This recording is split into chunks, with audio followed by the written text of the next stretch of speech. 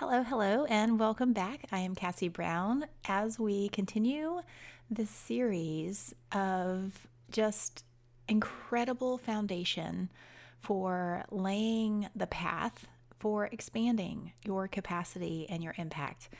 Last episode, we dove in hard and fast with grounding in gratitude and shared the bulk of my story that I feel honestly impacted me the most.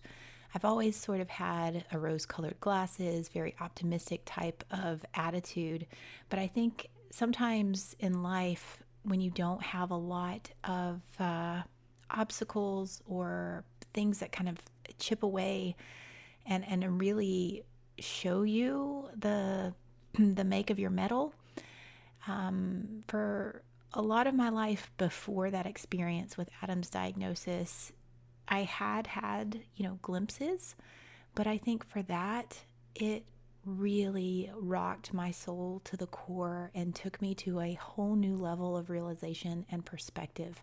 So thank you for letting me share with you.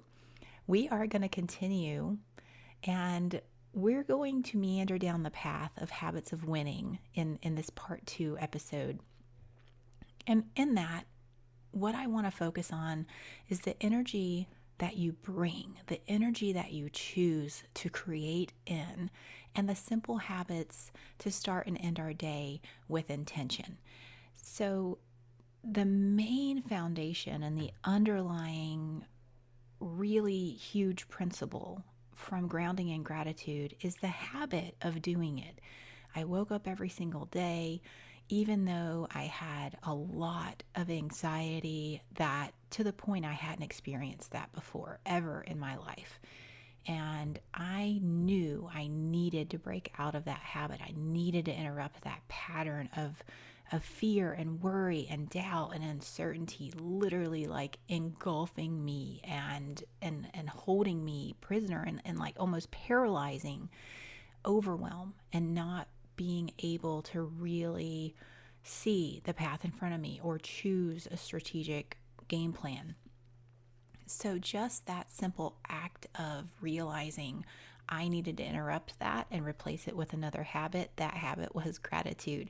And so I'm sitting here sharing with you literally like over a decade after the practice of daily gratitude. Like sometimes it's hourly, minute by minute, like finding something to get me out of that funk and out of that valley.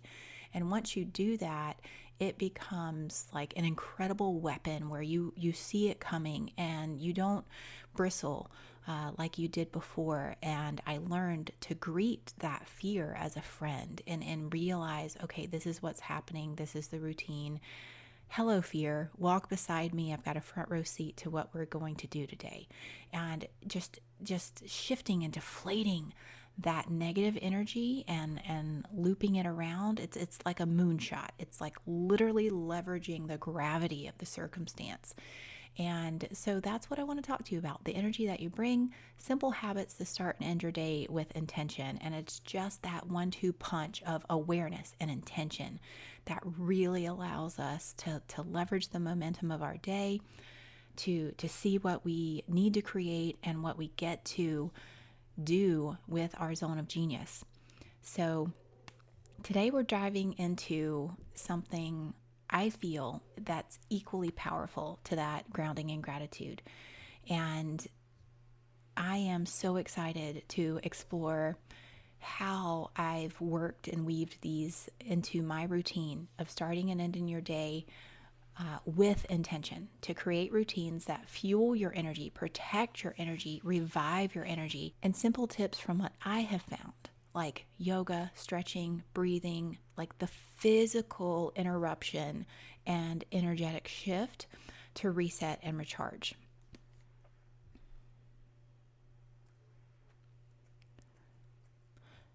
So for me, let's kind of break this down in the way that we go about our day.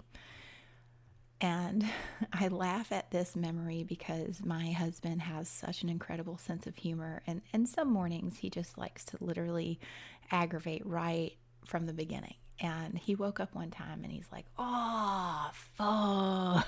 And I won't finish that because this is a family show. And I just laughed and I said, dude, don't start your energy like that. Don't put that out into the world. And we both had a good laugh because we knew that he was joking. But that literally is like when my eyes open up, I really choose to be grateful. There are times where I'm tired. I would love an extra hour or two just to be lazy. Like those lazy days in bed are absolutely the best. But it's also, there's a unique energy into where you click your mind into and the way that you start your day. So I began the routine literally before my feet hit the floor. And it didn't always happen that way. Sometimes I would just like hit several snooze alarms, wait just in time to where I needed to get ready and walk out the door. And that just created an energy of rush that literally started in the morning, but kind of continued throughout the day. Like I felt behind all throughout the day. And my calendar would be full. I'd have back-to-back calls. The kids would come home from school. I would feel frazzled. I would feel like it was an interruption where I still needed to close some things out. They were ready to go to practice. I needed to kind of run to the grocery, like all of the things of life, whether it's groceries, what are we going to do for dinner, all of those types of things. And I just wasn't setting myself up for success until I really embraced how I wanted my intentional day to go.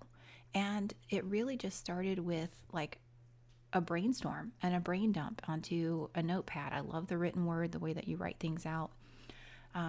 Years ago, when I was first going through some beginning coaching programs, a lot of them shared the YouTube video, Frank Kern's The Perfect Day, where it's literally a visualization exercise where you're writing yourself like 5-10 years into the future, where you're walking through your home. You're talking about the way that your day went, the way that your company's set up, the relationship with your spouse. And there is something so huge with that visualization and grounding in that intention. And I'll share a sports analogy too. When I was in high school, I just was so blessed with people in my life, I think, to get an unfair advantage and a jump on these things. In high school, I played softball, and I played softball since I was 9 years old. Like I just absolutely loved the game. And my coach was talking about the visualization. You've got to see the bat hit the ball. You've got to see it flying through the gap.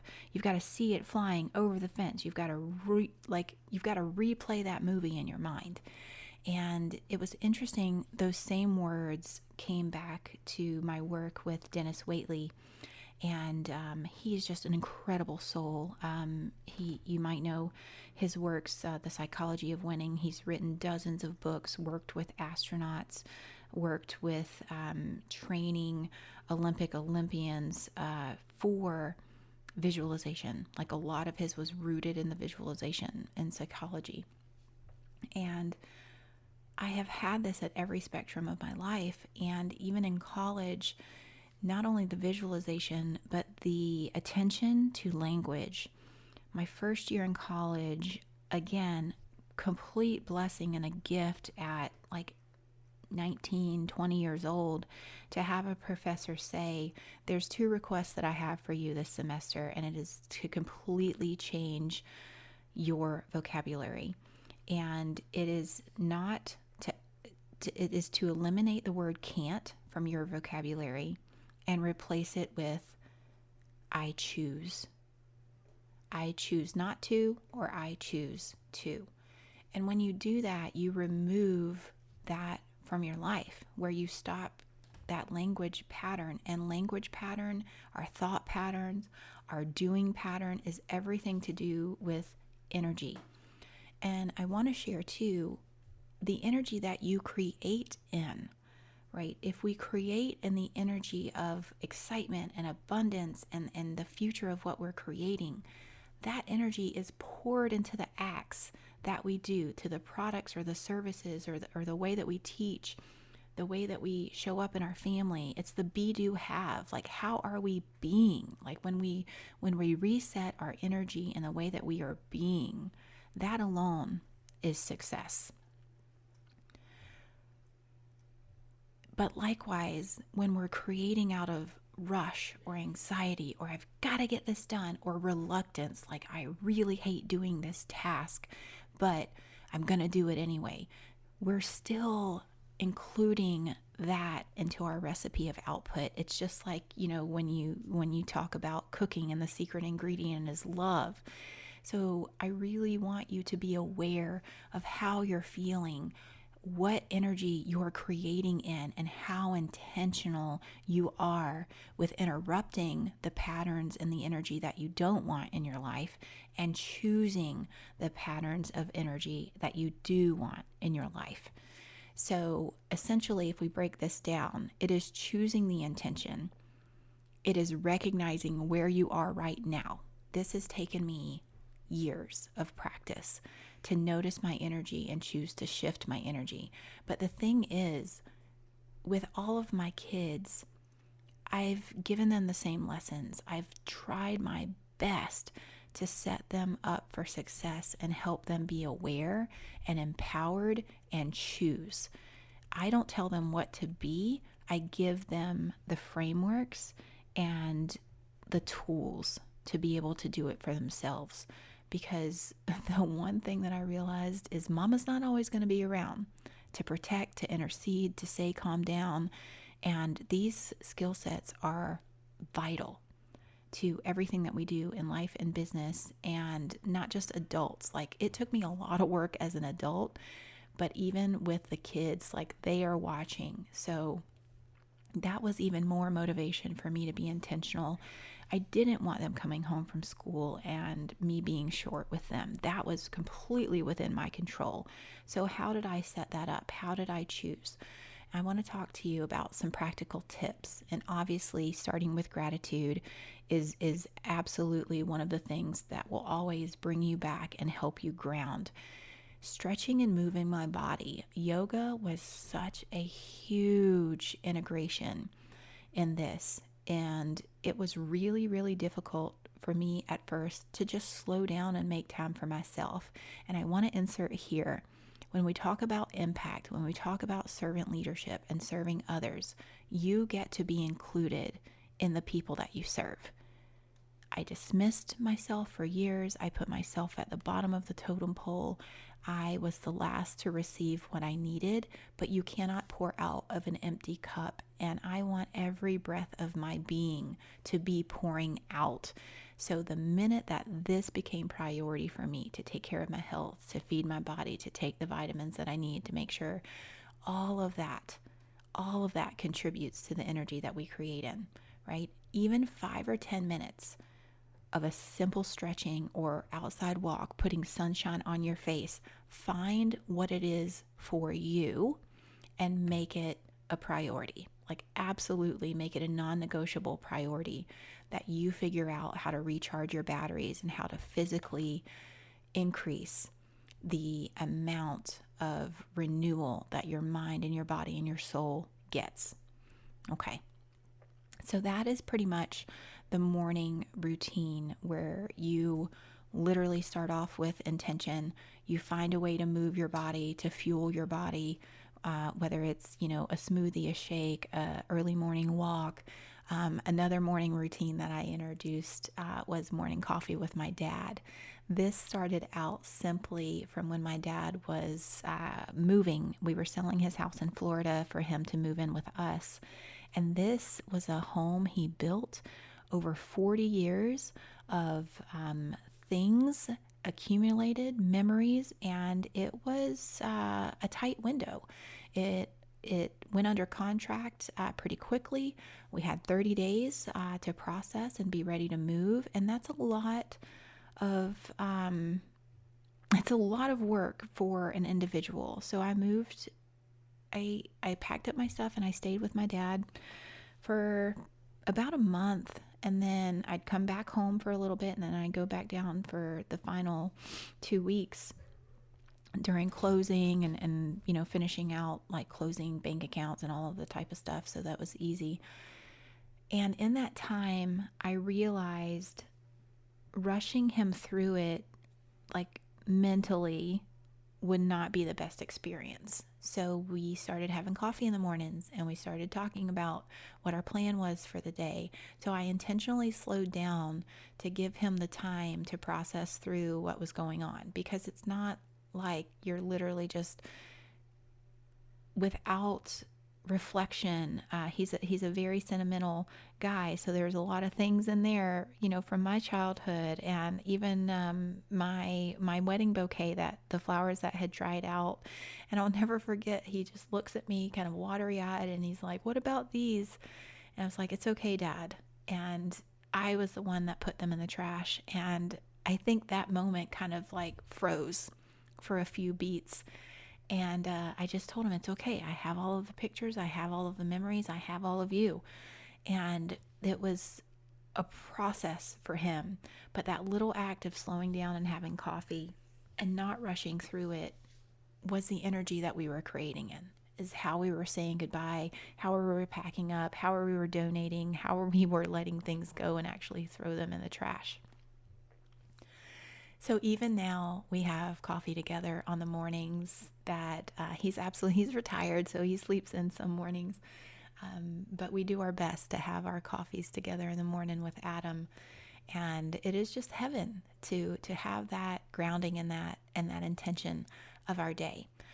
And then throughout the day, I look at how I schedule, how I buffer my time. And I'll speak really quickly here because I want to be super practical when it comes to this. Like, I want to invite you to look at your calendar and see where your highest power energy, where your highest focus is, and make sure that you're scheduling time with yourself and your business and your family. I redid my calendar. Like, I got to the point where it was just ridiculously full. And I'll share a quote from Alex Sharfin, is, "If you want to tell me your priorities, open up your calendar and let me see." And it is one of those things, it's a great reminder that where are we giving our time? We're quick to give our time to others, and it might really encroach on our family or our relationships, our kids, our own time with business. So I've studied several books over the years. There's actually a concept called unschedule, and it was from the book Overcoming Procrastination. And it was just so beautiful. It has really helped me anchor the idea of creative white space, and it's the intentionally slotting out time in your calendar for nothing, for fun, for soul renewal, for something that lights you up.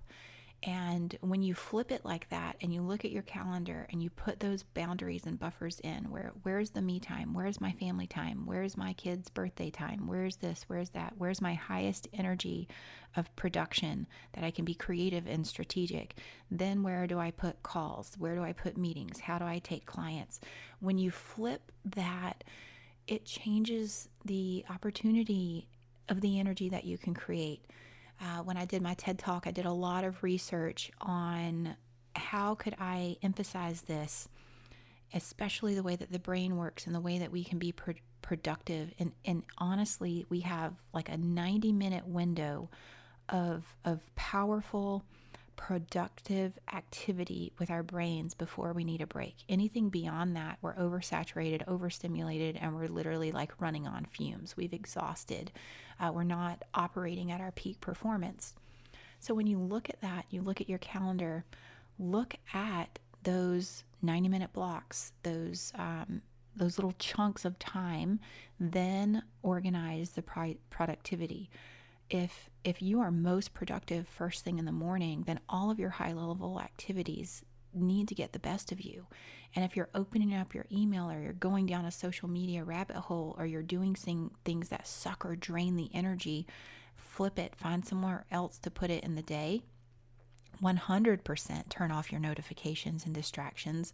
There are studies that will show you cannot focus because of the constant like ding or notifications. on your desktop or on your phone, and then it takes your brain almost like 26 minutes around the clock to reset and focus back, because you get distracted, you look at what you're distracted, you come back to what you were working on, try to figure out where you were, get back into the zone, and then get distracted again. So I want to empower you to interrupt that loop and be intentional. And when it comes to buffers between calls, sometimes the back to back to back to back, you are literally having no time to kind of like jot your thoughts, record your feelings, make your notes for follow up. And then if you go back to back to back, you're literally exhausted. And it's like, I have to remove myself from this overstimulus. And that's where things fall through the crack. That's where we snap at the people that we love. And so I realized I needed buffers. And I definitely needed a buffer and a transition between when I was wrapping up my workday and when the kids were getting home from school. So I started creating these 30-minute and hour buffers where I wouldn't take any more calls. I would literally say, this is where I start to close down, and I transition from work mode to being the best mom, being who I wanted to be, like choosing the relationship and choosing the priority for my kids. Now, does this happen all the time? Am I perfect? Absolutely not. I am human, and I'm the first person to tell you I am absolutely human. But it makes all of the difference when you do put these times and buffers into place. And your kids notice it, and they see it, and they realize they need buffers. Like when we get ready to go to school in the morning, Farah has her timer set, and she's looking at, okay, I can chill out. She loves to sit in my office by the heater, especially on the chilly mornings. So I'll tell her, set your timer so that I can go downstairs. I can make sure I have everything, my backpack, and I'm in the car, so that it's time. We're on time to get to the bus. And I didn't used to do that. I wasn't always the best person with time management. My husband actually taught me you have to take into consideration, especially when driving, the amount of time that it takes you to get ready, to get into the car, to make sure you have your shoes and your purse and all of that type of stuff. You have to account for traffic, for red lights, for all of the things. And I hadn't always done that. I would literally say, oh, it only takes 30 minutes to get there. And I would literally leave the house in that 30 minute on the dot and wonder why I was always feeling rushed. This totally shifts the energy, and it feels so good. It's so much so, like, imagine getting to the point where you're at a red light and you are not flustered, but you can literally take a deep breath and reflect during that red light. Like, what amazing day it is already, and just not have the pressure and the rush for that to be a negative experience of getting caught by a red light. It changes everything. So I want to recap the practical habit of resetting your energy throughout the day. Like we just covered the buffers and everything like that. And so what to do in those transition times, like how can you reset your brain and take a brain break? And it might just be like stretching for 1 minute, for moving your body. A lot of people have the walking pads now, even when they're on some meetings or trainings, and so they are moving their body. But I would suggest take 2 to 5 minutes, completely walk away from your computer, move from your environment, take a deep breath, do some meditation, write down something encouraging to yourself or to a loved one. Just do something to reset and refuel. I love keeping essential oils with me and taking a deep breath. A lot of people love affirmations. You could just send a text to somebody of kind words. 2 to 5 minutes is an intentional break, and then come back and start your next item on your agenda. There are breathing exercises, all sorts of types of deep breathing, different paces to calm your mind, reset your energy. Getting the oxygen flowing in your body also stimulates the chemicals in our brain. Sunshine on our face, like the vitamin D. And I mean, these are chosen dopamine hits, right? I think of these as little micro breaks, short intentional breaks throughout your day to prevent the burnout and stay energized, and it actually makes you more productive. There are stats, more productive. All right. And then in the evening, how are you unwinding? How are you like taking all of the mental heaviness, writing it down, planning it out, removing it so that you literally have all of the evening and all of the focus to do what you want, whether it's your kids, your family, your pets, that book that you want to read. When we give our time like intentional directions, it makes all of the difference in the way that we operate in our energy. And things can go sideways. Please don't get me wrong. But when we have a plan, at least we have that intention at our back to know that we have set ourselves up for success with every fiber of our beings. And so when you are looking at your day, like just be present. Choose the way that you want your evening to go, like literally just the way that we brush our teeth every day. Think about how you need to unwind. Think about how you need to shut down. Think about how you need to relax. Sometimes Adam and I will have a series that we're watching together, and it is just like, I tell it, and a lot of people call it trash TV, but sometimes my brain just needs things not to figure out, right? Sometimes I just want quiet, snuggly time and for us to be entertained and unplugged.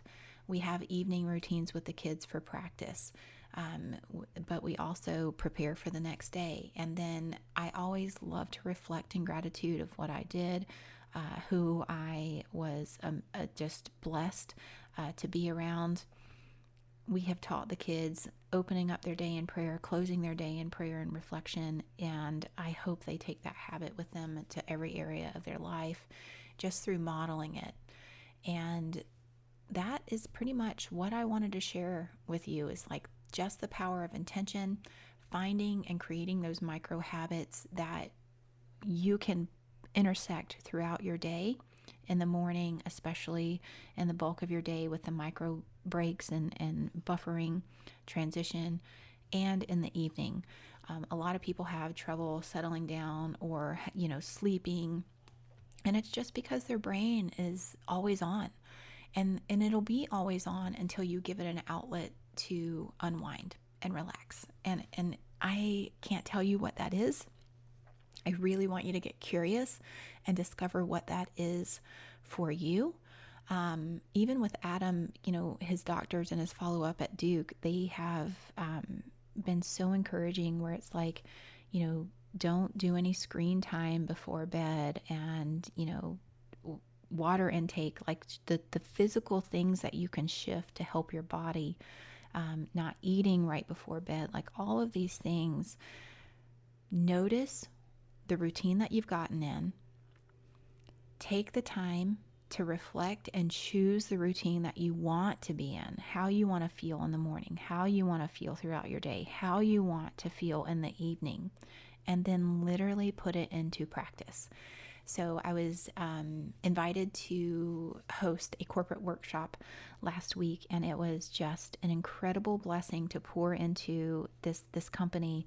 And they had wanted to focus on purpose, how to find and get in momentum for your purpose.